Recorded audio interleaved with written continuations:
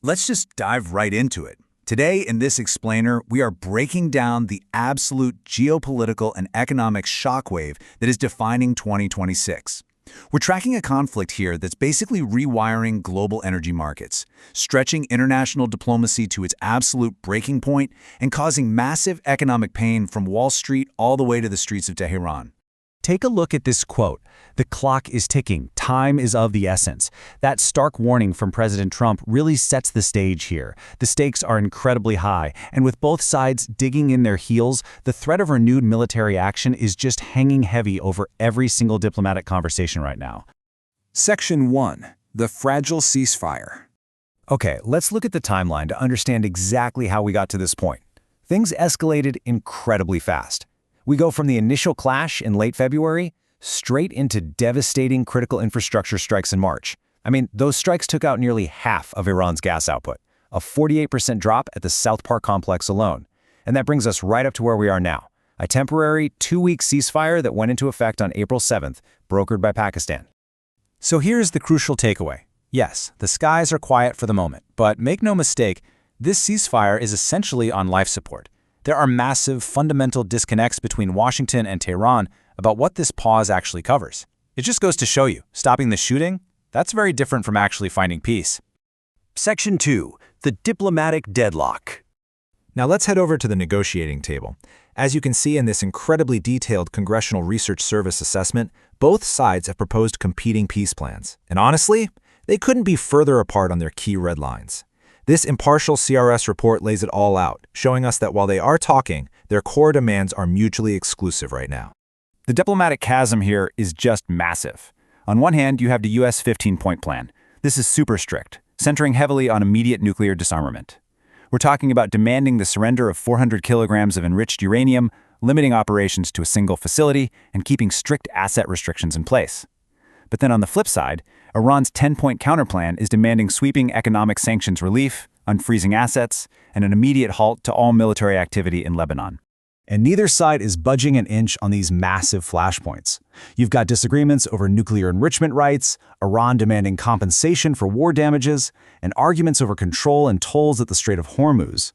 But wow, maybe the most contentious issue is the ongoing tragedy in Lebanon. We're talking over 1,700 dead and 1.2 million displaced. Iran wants Lebanon explicitly included in the ceasefire, but Israeli and U.S. officials are insisting that that is an entirely separate issue. Section 3. The global economic shockwave. $25 billion. Just let that number sink in for a second. That is the estimated total in global corporate losses since this conflict kicked off in February. In just a matter of weeks, massive amounts of capital have been totally wiped out by supply chain and trade route disruptions. Interestingly, though, this financial pain is actually acting as a bit of a moderating force for everyone involved. And a huge chunk of that disruption comes down to this, 20%. That's the amount of the world's seaborne crude oil supply that is completely bottlenecked right now by the naval blockade of the Strait of Hormuz. Well, literally 1/5 of the world's oil is trapped behind a geopolitical standoff. The domino effect on global logistics and energy security is instant, and it is severe. Because of that bottleneck, the price of Brent crude oil spiked, testing 4-year highs of over $120 a barrel before finally settling into what analysts are calling volatile consolidation. To put that into perspective for you, every $10 jump in the price of oil fundamentally shifts national deficits all around the globe. It's a real game changer. And the ripple effects? Absolutely massive. This isn't just about crude oil anymore. Qatar is actually forced to declare force majeure on their liquefied natural gas shipments, which caused an eye-watering 140% spike in spot gas prices. And back in the U.S., these surging gasoline prices are threatening to reignite painful consumer inflation right when central banks thought they finally had it beat. Section 4. Markets and the Fed. So how are global currencies handling this? Well, as you can see in this incredibly detailed Union Bank of India analysis, the combination of $100+ oil and a very strong US dollar, which people are treating as a safe haven asset, is creating a massive global financial headache. Markets are basically stuck at this brutal intersection of geopolitical shock and energy-led inflation.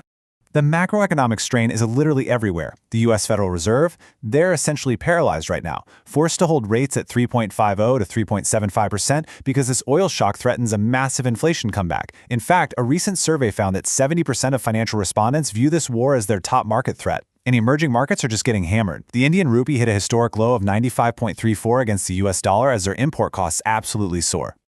Section 5. Inside Iran's economic collapse. Now let's look at the situation on the ground in Iran. Because of those naval blockades, Iran is losing an estimated $500 million in oil revenue every single day. The sea routes are closed off, which means the absolute lifeblood of the national economy has essentially been severed. And the contrast here is just staggering. While the state is losing hundreds of millions a day, the currency collapse means an Iranian's monthly minimum wage is now worth just $88. The rial has plummeted to 1.75 million per dollar. I mean, just imagine working an entire month and your purchasing power drops to less than a single $100 bill. This is where that currency collapse hurts everyday people the most. With all food having to be imported overland and carrying a 60% war premium, the cost of absolute basics has skyrocketed to unthinkable levels. Vegetable oil is up 300%, imported rice up 200%, and the cost of essential life-saving medicines has surged by an unbelievable 400%. Beneath all this macroeconomic data, there is a profound human crisis unfolding.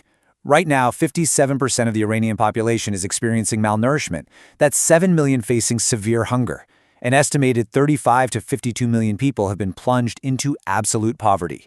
On top of that, a 3-month internet blackout has wiped out digital livelihoods, costing the economy another $80 million daily. Throw in the reports from human rights monitors of over 4,000 arrests and 3,600 fatalities, and you're looking at a country buckling under immense pressure, facing a staggering $91 billion in reconstruction costs. Section 6. What happens next? So where do we go from here? Well, all eyes are on these looming deadlines. There's a critical tentative meeting set for April 11th between U.S. Vice President J.D. Vance and Iranian negotiators, but both sides are definitely preparing for the worst-case scenario. The U.S. administration is actually prepping a massive $100 billion supplemental funding request to Congress right now, just in case, while explicitly keeping the threat of renewed military strikes on the table if these talks collapse. I want to leave you with this final thought to really consider. When the economic pain becomes this severe for everyone involved, from the halls of the Federal Reserve all the way to dining tables in Tehran, will logic ultimately dictate peace? Or will the ticking clock run out and pull the globe right back into open war? Thank you so much for joining me for this explainer. Keep analyzing the data, and we will see you next time.